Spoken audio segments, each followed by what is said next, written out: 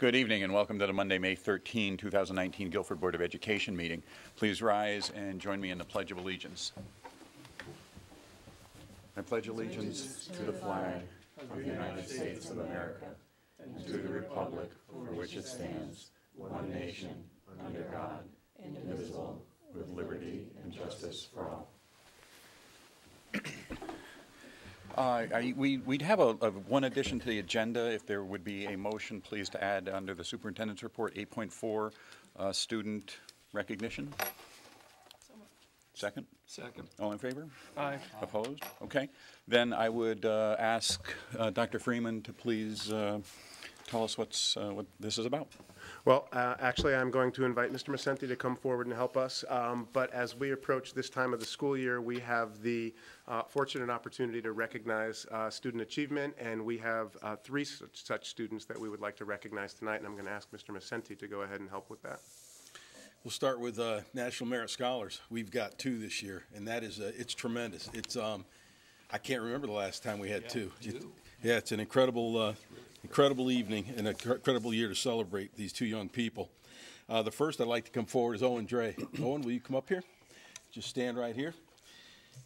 4.37 GPA. He'll be attending Olin College of Engineering next year.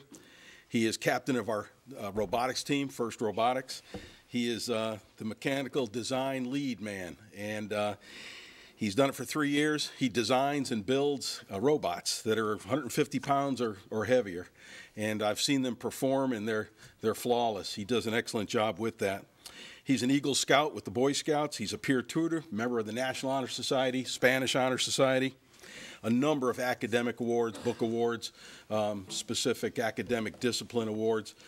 Just an incredible young man, and I'm looking forward to presenting him at graduation as well. Congratulations, National Merit Scholar.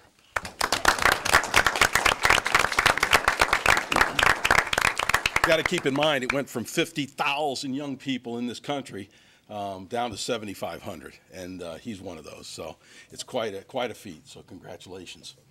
The next person, Natalia Perez, come on up here. This young lady, 4.46 GPA. She'll be attending Yale next year. She is in our first cohort for the IB diploma. She's been testing all week with IB, or last week and this week as well. She's one of 3 seniors in the IB program that wrote and illustrated a children's book. You'll be getting your copy next month. She's a member of our GHS Theater Arts Department, where she's been a writer, director, and in fact at the Halo Award she was nominated for Best Stage Manager as well. National Hispanic Scholar, National Honor Society, Spanish Honor Society, a member of DAY as well. When she attends Yale, she may pursue a degree in English, but she's undecided at this time. Again, a tremendous young lady. Both of these people, you would never know they do what they do. They fly under the radar. They're in the halls every day. They have a smile and hello for everyone. I've never heard an unkind word come out of their mouths, and they get it done in and outside the classroom. Just great young people. Congratulations. He is not feeling well. He's got a big AP test tomorrow morning, so I really appreciate him coming out tonight. Mom and Dad and Grandma, nice job. Mom, nice job. Great young people. You guys can be seated.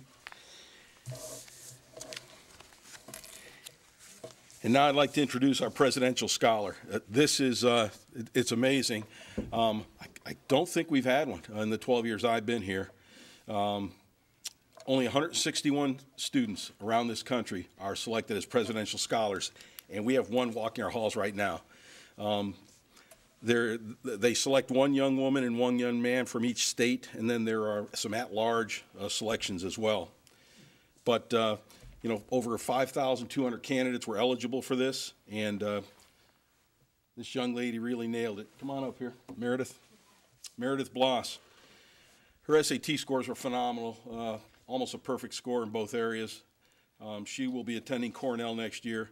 She'll major in either biomedical engineering or mechanical engineering, but whatever one she does major in, she is going to double major and also add Spanish to that as well. She was selected for her academic achievement and leadership, her citizenship and service, and contributions to our school and to our community. And the contribution she makes goes far beyond the classroom. She is I'm going to just ask you to sit back a little bit because it might take me a little bit to talk about her. Numerous academic awards, high honors since grade 7, 4.47 GPA, National Honor Society, Spanish Honor Society. She's in the percussion for our jazz band and pit orchestra, 3-time Student Athlete of the Month. She runs cross-country, indoor track, outdoor track. For cross-country, her awards are incredible. 4 years she's run cross-country. She's been all New England, New Haven registered 2-time cross-country MVP, Foot Locker second team all Northeast. She's been a captain 2 times for our cross-country team, all SEC first team 3 times, 2-time SEC MVP. She's the school record holder in the 5K.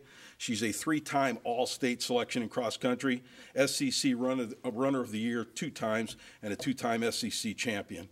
For indoor track and outdoor track, a 2-time all-New England, both in cross-country and outdoor track. She was captain of both indoor and outdoor track. She holds the school record in the 2-mile and the indoor 1600. 4-time All-SEC first team in the 2-mile, 2 times All-SEC first team in the 1-mile, 4-time SEC champion in the 2-mile, SEC indoor track MVP. Multiple years she has qualified as a national runner in the 2-mile and the 5K. Just an incredible young lady who just performs incredibly well in the classroom and outside the classroom. She'll be going down to Washington at the end of this month with her family, where she'll be honored with the other 160 presidential scholars. And she ran 8 miles before she came here. I don't even know how she does that. Congratulations.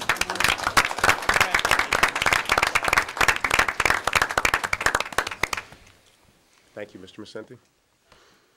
So I just, obviously all 3 of you have worked very, very hard to get where you were, but, it's a tremendous achievement on each of your parts, but I would be remiss if I didn't note that, a lot of you have heard me say before that there are no accidents. This wasn't just happenstance. It's your work and your work and your work, but also the tremendous investment of the faculty from K-12.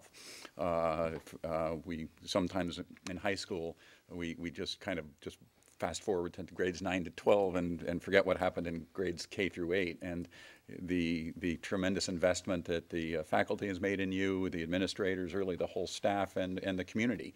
You're the first class that's going to graduate from this building, all 4 years. And I think Mr. Masenti has been quite clear that it has made a difference in the educational atmosphere of this high school. And so I just want to recognize and thank on behalf of one of, and all 3 really, but at least one of the students that the tremendous amount of work and effort that the faculty and the administrators and the staff has put into helping them meet their full potential. Well, I just wanted to note, Mr. Bloss, that the parents should take some pride in this as well. You left that out. Well, I think if I had to rank the scale of things, I think the faculty and the administrators are pretty high up there. So Meredith probably agrees. I'm just guessing, but I stopped being able to help her with her math homework in about 6th grade. So that's true, actually. So anyway, well, congratulations to all of you, and we look forward to hearing great things about you all moving forward. And I will, I think at this point, ask the students to report. I think that's a good plan. Yeah, 2 of the 3 have IB tests tomorrow in mathematics. Is that correct? Yep. Looking forward to that?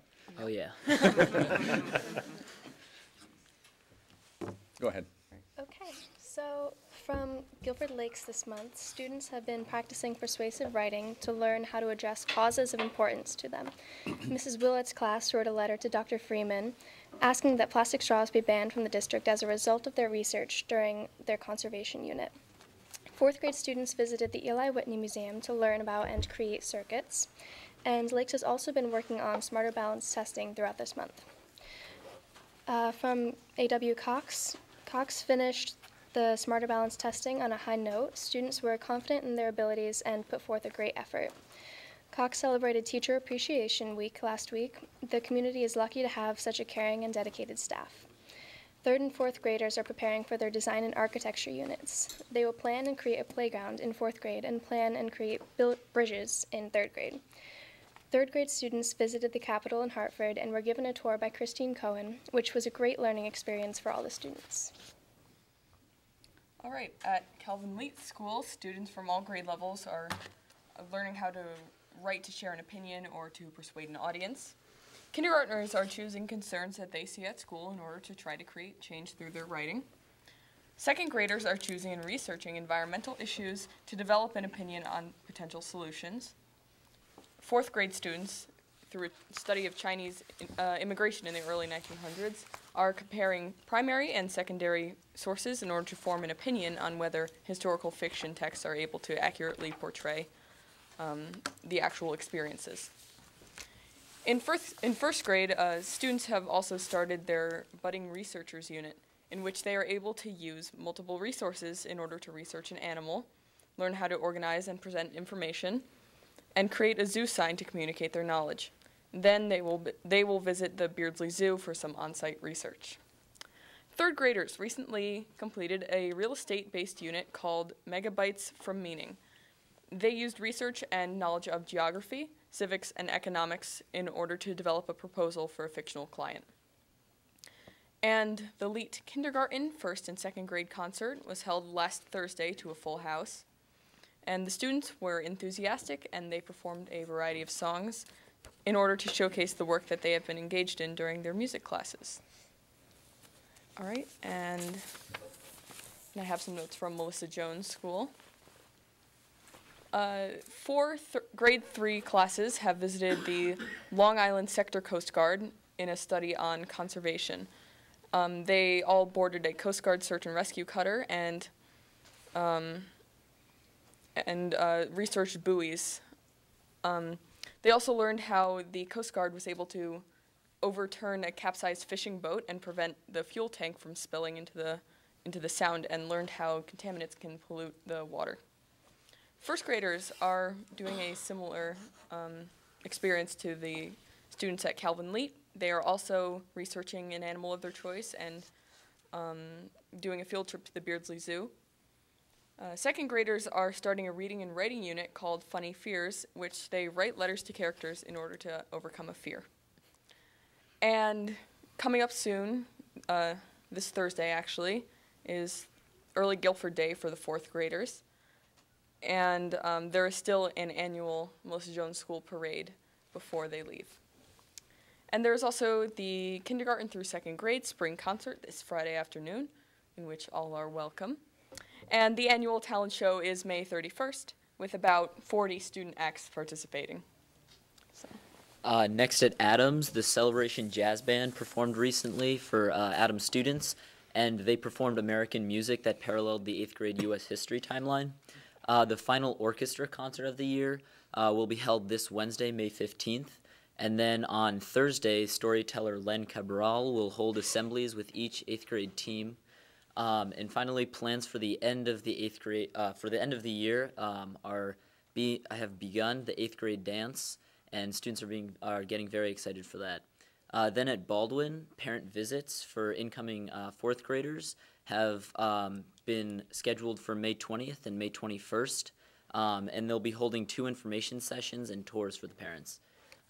Also, grade 6 end-of-year activities have begun being planned. The 6th grade teachers in Baldwin Middle School PTO have been hard at work planning these activities. One of them is a field trip to Bushy Hill Nature Center on May 20th or May 21st. And also the first ever Baldwin 6th grade Bonanza will be held on June 7th. And that's a 6th grade only full day event packed with fun outdoor activities right there on the grounds of Baldwin Middle School. And finally, from Baldwin, Stepping Up Day is scheduled for June 14th to recognize 6th grade students moving to Adams, and will be followed by a lunch buffet hosted by the Baldwin Middle School's PTO. All right, so from the high school, junior prom was held on May 3rd. It was at Woodwinds, and everyone had a very nice time. The 24-hour play festival is going to be happening this Friday, May 17th. Students will work for 24 hours to create a piece of theater which will be performed at the end of the time period. NHS inductions are coming up soon, as well as Scholarship Night, which is occurring on May 28th. Underclass awards ceremony is happening on May 21st, and senior awards ceremony is May 23rd. All right. First, I'd like to congratulate Noah for deciding to attend the University of Washington, all the way on the West Coast. Congratulations. Yeah. Terrific. Thank you. So both of you are going to Washington. Yep. Basically. Just One not of the them same isn't one. Washington. And then, as mentioned earlier, IB and AP testing is in full swing. I know the final IB tests conclude the 24th. I do not know when the last AP tests are, but I would assume they're similar. First, we'd like to thank the board for moving the vaping policies forward and for making the addition of counseling from either Guilford Youth and Family Services or Guilford High School guidance counselors to help prevent future vaping. And Mr. Macenti has worked with student leaders, and we really appreciate that there was an opportunity for student input in this policy making. Additionally, spring sports are wrapping up their regular seasons. Boys lacrosse has a record of 12-2. And their final regular season games will be played this week. Girls lacrosse also had an incredible season with a record of 12-1, and they have 3 games remaining in their season. And finally, boys tennis is 14-3, and they're preparing for the start of both the SEC tournaments and the Class L state tournaments. The seniors are getting very excited for the end-of-year activities. On May 31st, senior prom will be held at the AquaTurf. Then senior outing, the senior outing to Holiday Hill is on the 24th of May, and the senior breakfast at Woodwinds and senior showcase are both being held on the 30th of May. And we'd also like to thank Connections, who recognized all of our wonderful teachers and faculty and hosted a teacher appreciation breakfast as part of Teacher Appreciation Week. All right, Yep. is that it? Any questions? And we kind of busy Yeah. right now. So is the book happening next month? Is that? Yes. Okay. That's fine. Yep. All right, well, good. Thank you all. Thank you. Get home, get studying, and we'll see you next month. Thank you. Thank you. And with the board's permission, I'd also like to move 8.1 up to this point, part of the agenda, because there are a couple of people here who don't need to be here for the rest of the agenda. So, It's a little confusing. I'm sorry, not 8.1. Well, no, we have Oh, different. we have different Yeah. agendas, okay. 8.2. So 8.2. 8.2, the field Yep. trip report. Okay, I'm sorry, I didn't No, realize no, that no, was added it's, to the there's agenda. just, it's, yeah, it's, I didn't realize that first too. Right. The field trip report. So we have a field trip that we want to bring to your attention. This is an annual April vacation field trip. I saw Mr. Gom in the audience. There's no reason for the board to take action on this, but it's out of state. We want to make sure that we bring it to your attention, and it's an opportunity that we offer annually. We're happy to tell you a little bit about it. Thank you, Mark. Hi, everybody. Those students are a difficult act to follow, but I'll do my best. I think many of you are aware at this point that the music department has a bit of a habit in April of going on trips to various places. Next April would be the turn of the concert band and symphony orchestra. We've been exploring a possible trip to Los Angeles and San Diego. The highlights of which include a concert at the of the Los Angeles Philharmonic at the Disney Performing Arts Center, Paramount Studios, a performance at Disneyland, as well another performance at a high school, actually one of Tom Boats's former students from his previous school is the orchestra teacher at Mira Mesa High School in San Diego, and they have a very fine program. In fact, they just completed an East Coast tour where they were in New York City. So we would be performing at their school and having a little bit of an exchange with their students. Highlights also include experiencing a climate where it doesn't rain every day and things of that sort. So it would be 6 days, 5 evenings, all contained within the April break. So no school. We wouldn't have to worry about missing any school. And we'd be using a company that we've used twice now. The company that worked our trips to Ireland and to Spain, and they've been absolutely fabulous. They've offered, should this go forward, to come out and give a presentation to our parents in a couple of weeks to give them some information, answer any of the parents' questions, and then they typically come back closer to the trip, again, to answer more logistical questions for the families as they're preparing to have their sons and daughters leave on the trip. So that's it. I'd be happy to answer any questions. If Questions? We don't have to act on this. There's no reason for you to act, but we are required to bring it to your attention, and it's an opportunity to highlight it for the community as well. It's become a tradition, something we do annually, and we've gotten great results and great reviews from the students who participate, with much appreciation to the staff members who take time out of their schedules to be with our students and travel. Well, go ahead. I think I know the answers, but does it work out that a student in any of the music programs in the high school get an opportunity some cycle within the 4 years? Yep, Yeah, exactly. yeah. So it's a little complicated, but basically the groups that are going next year travel once every 4 years. The group that would travel in 2 years also travels every 4 years. And so for every student, they would have a sort of a maximum of 2 opportunities, but at the very least 1. Got it. Great, thanks. And it was just a trip to San Francisco, right? Yes, that was the choral trip. So typically, there aren't many students that do both programs at this point, a few. And the trips aren't mandatory, so not every student elects to go on the trip for any number of reasons. How do the spring trips work with spring sports? Is It that re- considered excused?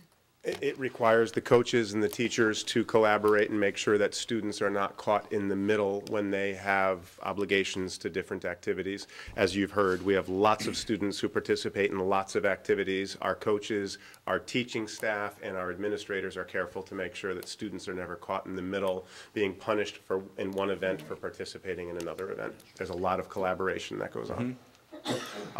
Worth noting that while the cost is covered by families, we traditionally have opportunities for students to fundraise to offset the costs, and there is an opportunity for students to achieve scholarship for this activity if the family is unable to afford the trip themselves. Okay. That's Great. important. Okay, well, with our thanks. Thank you very much. Terrific thing. Thank you. Thank you, everybody. Okay, so that's, we have made hash of the agenda, so why don't we go back to item 3.1, which is action on the minutes of the regular meeting, April 8th. Is there a motion to approve those minutes? So moved. Second. Changes, corrections, clarifications? One correction, please, at the bottom of the very first page, the very last sentence. Dr. Browse-HC noted that the policy committee had included in their discussions the need for positive support for students with addiction issues. That is correct. Okay. Anything else, anybody? All in favor of the motion? Oh, I'm sorry, I'm sorry. On page 5, under 9.4, received for possible action, the tuition fee, we talked about, we had a vote on this, but we didn't say how much the increase was going to be. Thank you. It was a 10% increase Yes, I know, but Yeah. it should be in the minutes. that we can include as a 10% increase. Thank you, Mr. Sands. Okay, any other additions, clarifications? So as amended, all in favor of the motion? Aye. Opposed? Okay, thank you. Item 3.2, April 22nd, 2019 minutes. Is there a motion to approve those minutes? So moved. Second? Any changes, corrections, clarifications? All in favor? Aye. Opposed? Okay, and so Ms. Sullivan abstains, I abstain as well, I was and not Dr. there. Balistraci abstains. It was actually a really interesting meeting, I'll It have to was. say. Sorry, I missed it. It was about use of video during, by faculty, play the tape for specifically you. teachers, pardon me? Yeah. And I was joking. The, We didn't record it. and how teachers are using video of themselves to improve their teaching, Yeah. and Yeah. sharing it with other teachers, and sharing it with coaches, and sharing it with administrators. It was fascinating, sorry I I'll have to Very say. interesting. That's probably one to revisit sometime. Absolutely. In a few months. Yeah, yeah. That'd be great. Thank you. Okay, item 4 is public forum for topics on the board agenda. Anybody? All right.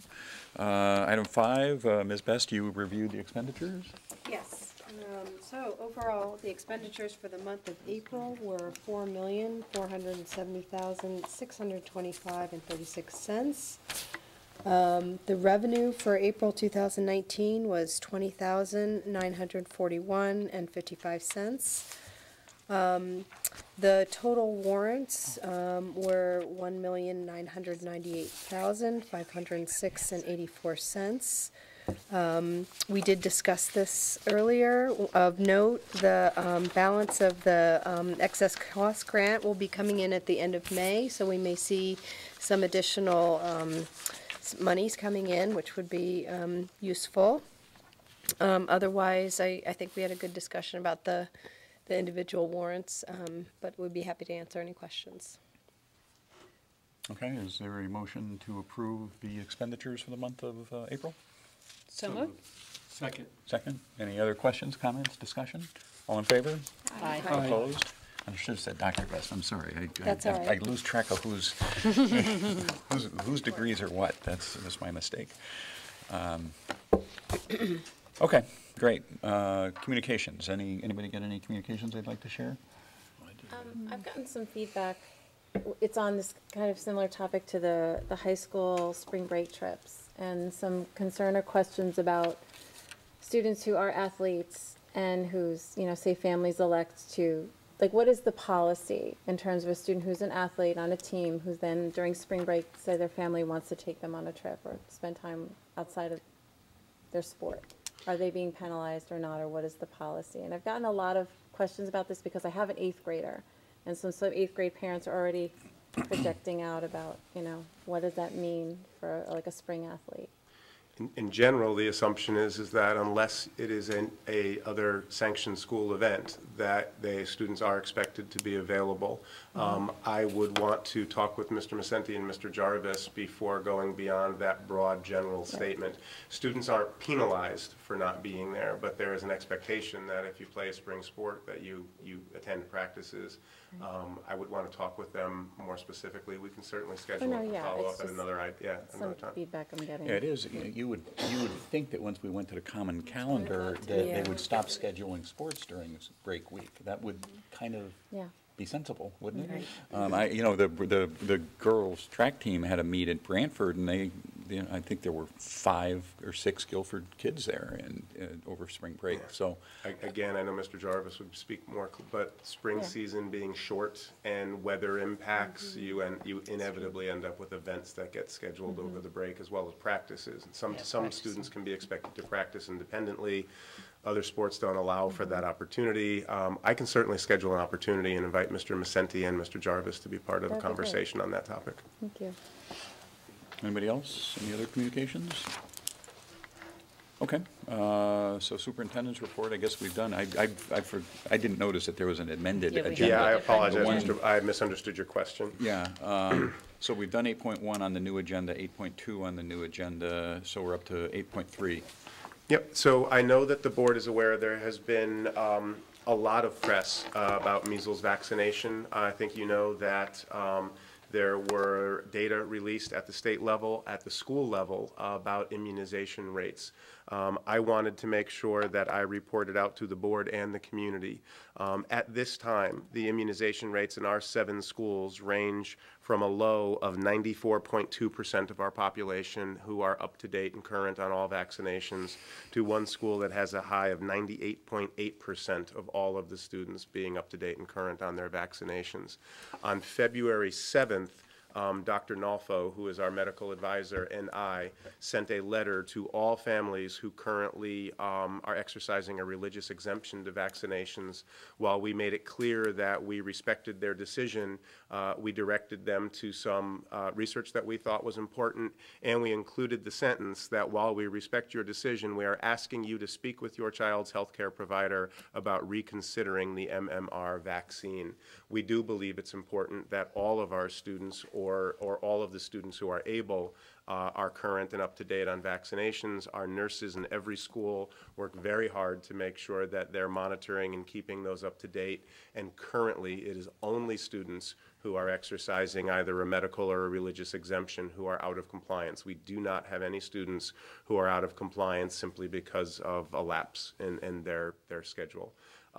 We feel confident about the numbers that we have. We are, however, monitoring attendance rates very carefully, and we want to make sure that we do everything we can to avoid an outbreak here of measles, as we've seen in some other communities. So just wanted to make sure that I updated the board. I wanted the community to know. The state sets a target of 95% immunized in all buildings, so we are essentially there in all of the buildings, and again, have recently communicated with any families who can make a decision and asked them to reconsider that decision. What was the outcome of your communications to those parents that opted out? I would have to check with the nursing staff. I didn't ask them to respond direct. The nurses at each building would be the only ones who know if they got updated. And again, it might be hard to know whether those families were responding to my communication or what they're seeing in the news or what they're hearing from their own physicians. Yeah, right. But Dr. Nolfo and I felt it was important to add our voice to what parents are hearing in the news, and I'm sure what they're hearing from their family physicians. And I think it's worth just noting that these exemptions, the religious exemption and the medical needs exemption, these are purely state law. Correct. And there's nothing Guilford can do about it. If somebody signs a document saying, I want an exemption, that's it. And I know the General Assembly is considering right now narrowing the religious exemption, and if that passes, then obviously we'll comply, and if it doesn't pass, we'll still comply with whatever state law allows. But this is purely a matter of state law in terms of whether somebody can attend school without the vaccinations. So that's correct. We're in compliance with all state laws and regulations, and again, take every opportunity, including this one, to encourage any family that has made a decision to think carefully about that decision. The higher the rate of immunization we have in our buildings, the safer the entire community will be. I did read, because we talk about it at work, obviously, all the time. Yeah, I suppose that's true. That I believe it's births after 1989 were getting 2 shots. So people that were born after 1989 have a significantly better chance that they are immune because they got 2. Anyone before 1989 only got 1 shot. So it's good for students. It is good for students. And again, I can't say enough, Dr. Nolfo and our nursing staff do a wonderful job contacting families, staying on top of it, and reminding families when they're due for a booster or a next round. And so we've got numbers that we're very, very proud of. Okay, thank you. In our packets, we each got a letter that Dr. Freeman, to Dr. Freeman from a second grade class at, which building is this? That was at Lakes. Lakes, Guilford Lakes School. Lakes took, of course, the leadership role in urging us to discontinue using styrofoam trays, which, by the way, I just saw is now state law. We did it about 6 years ago. Yeah, so once again, setting the pace. But in any event, would you like to tell us about the drinking straws? I would. I can't tell you how much fun it was to be able to visit with a class that had sent me this letter and to be able to note for them that while they were researching the impact of plastic straws on the environment, and in particular, one specific sea turtle who had a straw stuck up his nose, they were very moved by that. While they were working on that research and putting together this letter urging us to make this change, Mrs. Biagetti and the dining services staff were looking at the change and recommending the change to you, and I was able, in fact, to sit with a group of 4th graders. Note for them, it was second graders rather, but it was 4th graders from their school some years ago who had urged the styrofoam change, and let them know that, in fact, on Earth Day, we stopped using plastic straws in any of our 7 Guilford Public Schools kitchens. We only provide paper straws at this time. We only provide them if they are requested. It eliminates plastic from the chain. It eliminates waste overall. There's an additional cost to us, but we believe it is worth the cost, that we're modeling proper behavior for all of our students, and we're really excited about it. And the second grade class at Lakes was particularly excited, and I asked them to let me know if they see any plastic straws coming into our kitchens, because we will follow up. We also spent some time talking about using refillable water bottles rather than disposable. I mean, it was a great conversation. So I was happy to share with them, and I'm happy to share with all of you that change occurred on Earth Day. Terrific. Good for them. And that's my report. Okay. I was just going to note, where did I miss it? There were a series, seemed like there was oh, here it is. A rather large list of donations under $1,000 and some other donations that I think it would be appropriate to just mention here today, that there were, and then these don't come to us for approval, right, but we have a lengthy list of of donations of under $1,000 from the Citizens Day Parade Committee to the Music Department, the Guilford Police Union to the High School Technology, GHS Connection to the high school, the Girls Ice Hockey Booster Club, ExxonMobil to the high school, Aetna, an employee payroll reduction for Baldwin and Lakes, Palumbo's Automotive to Guilford High School. Hard to think of somebody, a member of the community, who does more than Mr. Palumbo for public education. And then Novo Nordisk to Guilford Lakes. And then there are also a series of letters from the Guilford High Baseball Boosters, the Girls Lacrosse Booster Club, the Netminders Booster Club, and another one to the Guilford High School Baseball Boosters Club. So, I know we talk about this during budget season, but we get a lot of volunteer support that is reflective, I think, of the deep commitment the community has to each of these programs. So I just want to, I know we don't have to act on it, but I think it's fair to remind people the depth of the volunteer support that there is in the community. Well, and I think it's also, I mean, I'm not sure everybody realizes, but some of these donations are in thousands of dollars that represent assistant coaches' salaries. Right. For several of the sports, and these are donations by booster clubs, and that's really very, very impressive parent involvement. Okay, great. Nothing else? That completes my report. Okay. Then on the board agenda, 9.1 is to act on certain personnel items. We do have 2 proposed retirements. One is Kathleen Chamberlain, kindergarten teacher at Leet for 28 years, and Phyllis Hobson, a phys ed teacher at Lakes and Adams for 21 years. Is there a motion to ratify their resignations for the purposes of retirement? So moved. Second. Any questions, comments? All in favor? Aye. Opposed? And I'm sure you'll convey our thanks to each of them for those 28 years of service, 21 years of service. That's impressive. Absolutely. Yep. And then also, is there a motion to ratify the resignation of Allison Riccitelli, a math teacher at the high school? So moved. Second. All in favor? Aye. Opposed? All right, and then ratify an appointment, okay? Luke Rosnick at the high school, a physics teacher, effective July 1st, 2019. Is there a motion to ratify that appointment? So moved. Second. Any questions, comments? All in favor?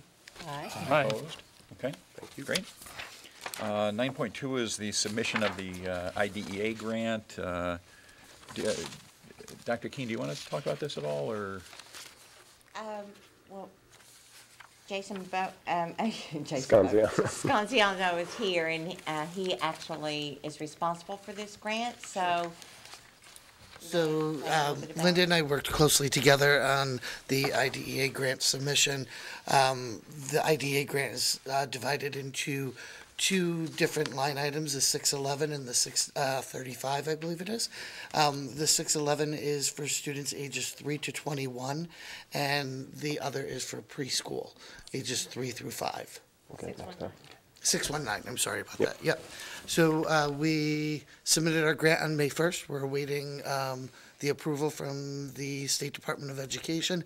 There is a review process, which they will get back to us on. And then a final amount, they did say will vary from, they allocate a certain amount of money, but depending on what happens on July 1st, it can go up or down, so. Okay, so this is an act-on for us. What do we need to do? You need to approve the application. It's an annual request that we bring through you. Great. All right, is there a motion that we approve the request? Second. Any other questions, comments? All in favor of the motion? Aye. Opposed? Okay, great. Thank you. Go get them. Yeah, right. 9.3 is to receive the 2017-18 profile and performance reports, and we all got electronic copies of those. We can either talk about them or not. We can either carry it over to next month and talk about them if you wish, whatever. You could also forward any questions you have to Dr. Keene or myself in the interim. It's your pleasure. Okay. Anybody have any thoughts? not sure we need to talk about them tonight necessarily. We just got electronic copies That's of these. exactly So right. I'll tell you what, if anybody wants to put this on the agenda for June, just let me know, and we can do that. Great. Okay? All right, now we turn it over to Dr. Balistraci Yes. for the rest of the meeting. Right. So what we have here for receive items are 3 policies that are coming to you because of the changes we made to the policy within the last couple months around vaping. Terry Fandela noted, as she accepted the changes we voted on, that we do have a few policies in our handbook, community relations, kind of the use of school facilities, the staff and the public within the school, and personnel within the school.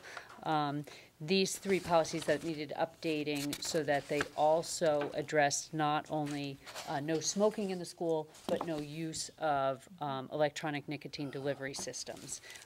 So rather than, unless a board member has a problem with this, the thought that was that because of the nature of what we voted on in the last few months, that we could bring these as receive items tonight. And you'll note on all 3, it is simply expanding the understanding of all 3 of these to include no use of these paraphernalia in addition to no smoking in the school.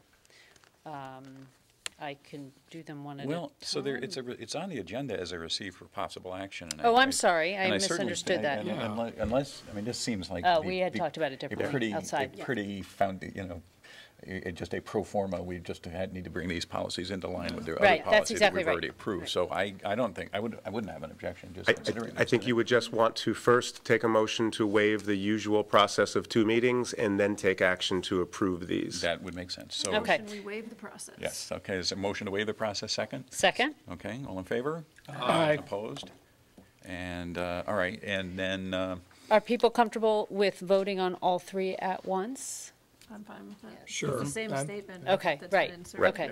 So I'm going to make a motion that policy 1346, use of school buildings, policy 1350, smoke-free environment, under community relations, and policy 4122, smoke-free environment under personnel, are accepted with changes so that they also encompass not only tobacco and tobacco products, but electronic nicotine delivery systems or any form of cigarettes.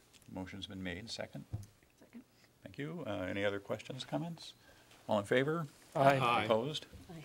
Okay, great. Okay. Mr. Bloss, if I may, I'll just note that your agenda for your workshop meeting this month, which is a Tuesday meeting on the 28th, not Monday the 27th because of a holiday, we will be discussing further the issue of vaping in schools and in the community, and we have invited representatives from Guilford Day, Guilford Youth and Family Services, as well as Project Courage to be part of that conversation with us about how we can be more proactive and effective in discouraging use of vaping products, not just in our schools, but among youth in Guilford.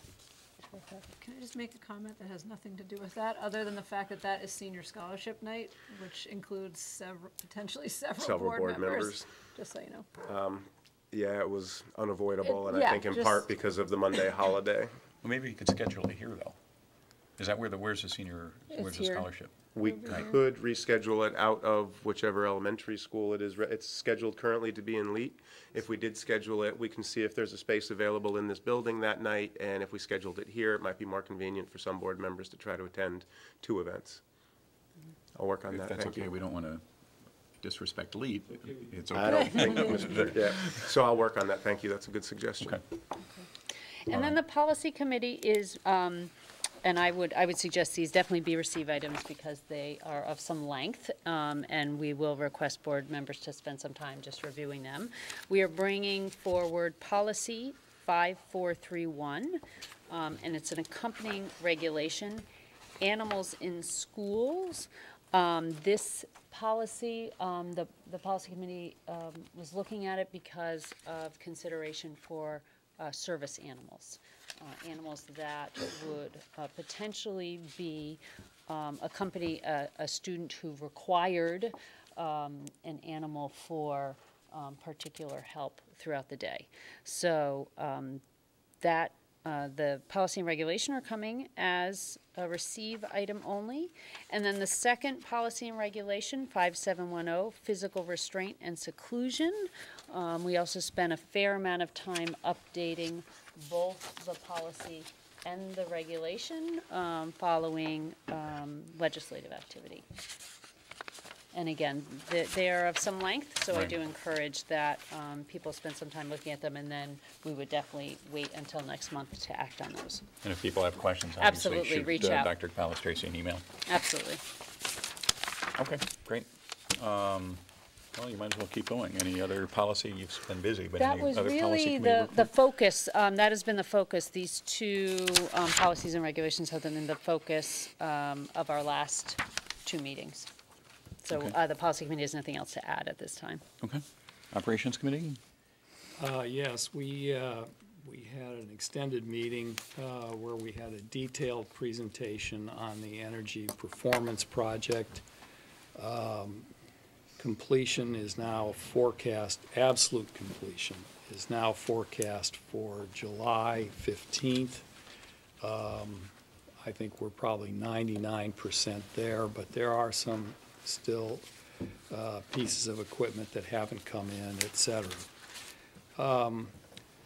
We got a very favorable report from the food service director, and we had another favorable month there.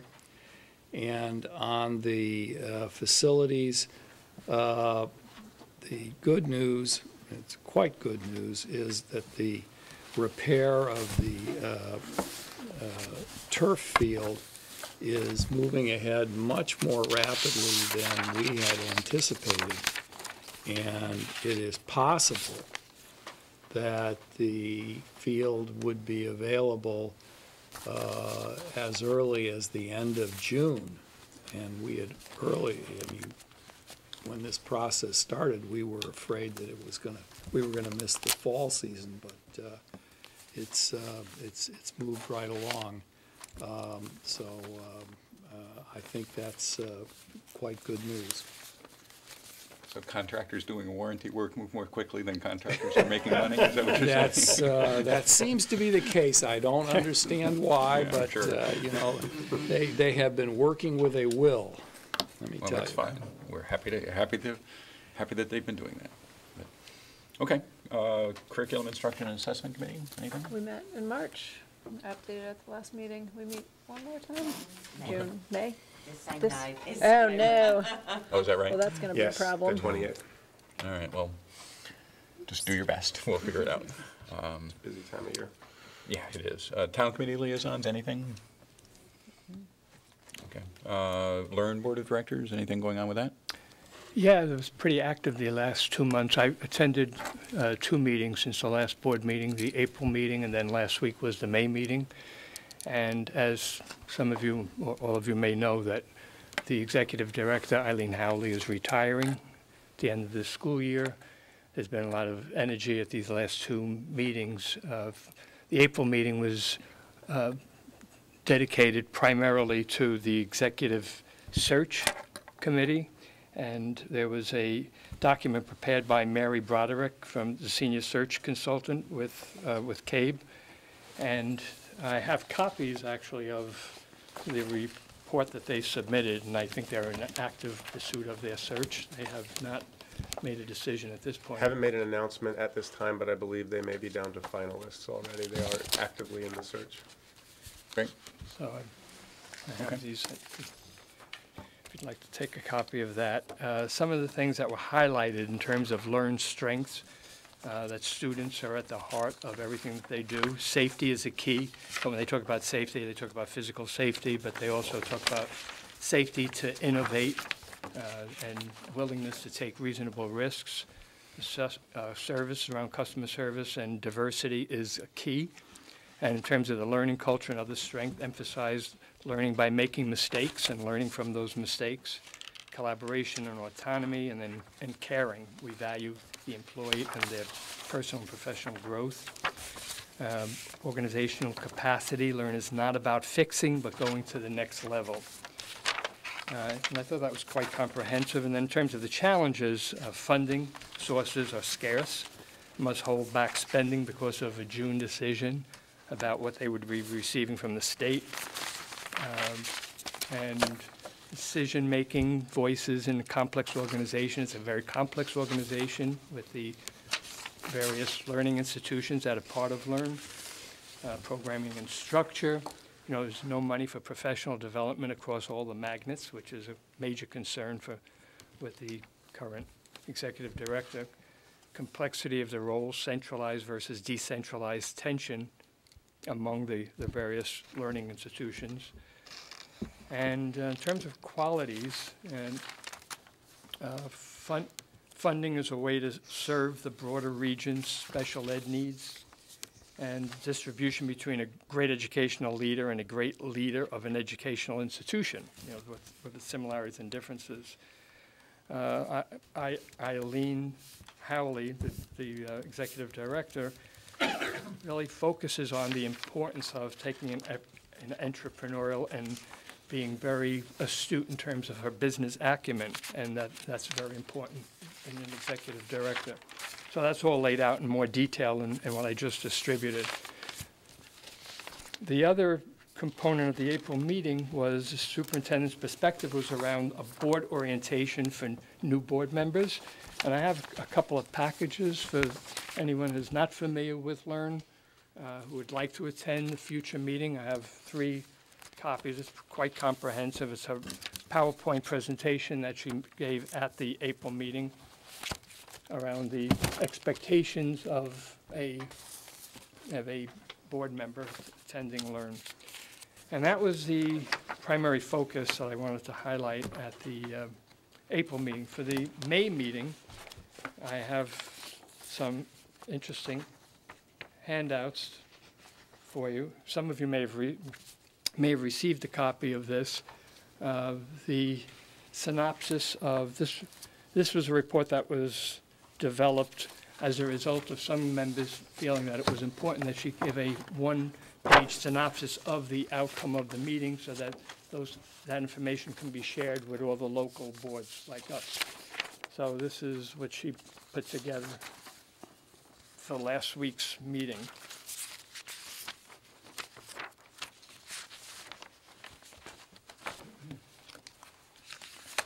Okay.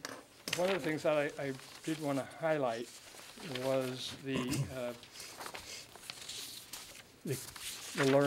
Learn's report with the state and the same factors that we're all evaluated on, all the school districts, but the emphasis for Learn was on academic achievement, the performance index, academic growth, assessment participation rate, chronic absenteeism, which is a significant issue with some of the institutions, and then graduation, and for them it was based on a 6-year adjusted cohort. So the 17-18 district report that came out was the Marine Science Magnet High School received a NEASC accreditation, and it's a school of distinction and gold medal winner by U.S. News and World Report, because it was in the first quartile. And there were 2 that were in the second quartile, the Three Rivers Middle College. No, there was 1 that was in the second quartile. They were bronze medal by U.S. News and World Report.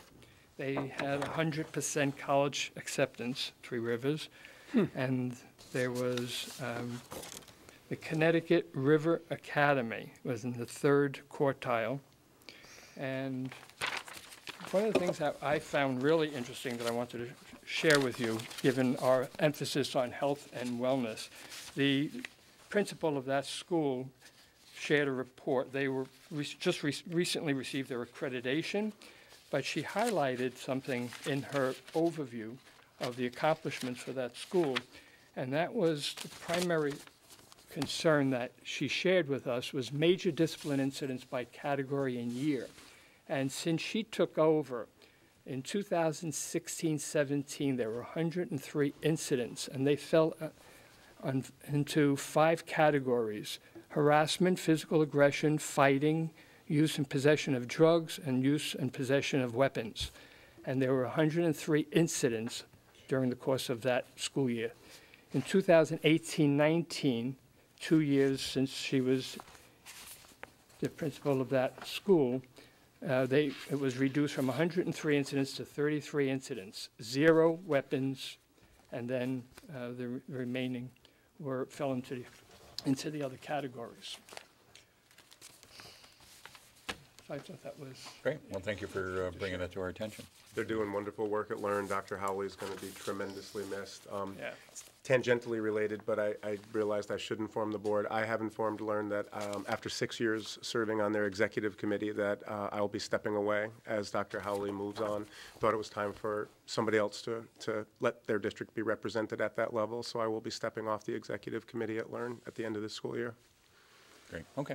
If you don't mind, I'd like to take another 2 minutes to read in her evaluation, which, by the way, she receives 3 outstandings in the 3 categories, no doubt. But she put together a self-analysis, and she gave an overview of her 6.5-year accomplishments. And of course, she attributes much of that to the Ocean Avenue Learning Academy. But this is what she wrote. This has been an exciting year in the life of Learn as we successfully open our first permanent home for student support services, outplacement programs for children with autism and developmental disabilities, the Ocean Avenue Learning Academy. By the way, the official opening is June 7th.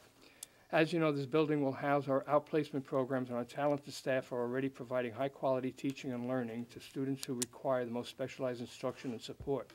The diagnostic wellness component of the program is a key vehicle for supporting our member school districts and the children they serve. Several years ago, Tim asked me that my vision was for special services. You may recollect that I shared that the previous model of delivery was not working.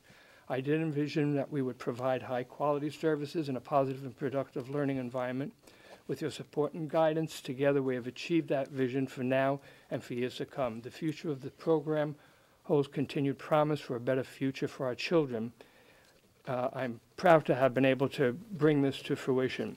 As I mark the end of my 6.5 years as Learn's 3rd executive director, I reflect not only on the year, but on the overall growth of the organization during my tenure. The original goals we established together did not change much over the course of my tenure, although the forms and my articulation of how we accomplished those goals became sharper and clearer across the years.